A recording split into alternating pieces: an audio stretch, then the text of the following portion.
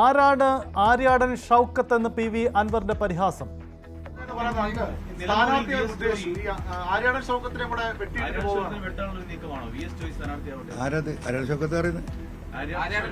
ആര്യാടന്റെ മകനാ മുള്ളിപ്പന്ത സിനിമക്ക് എടുത്ത് നടക്കുന്ന കേട്ടത്.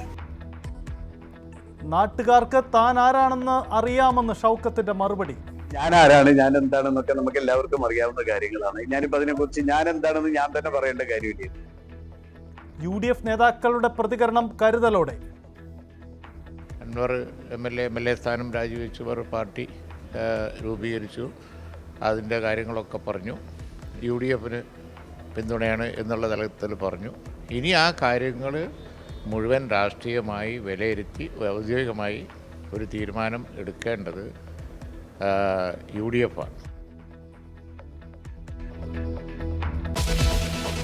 അപ്പോൾ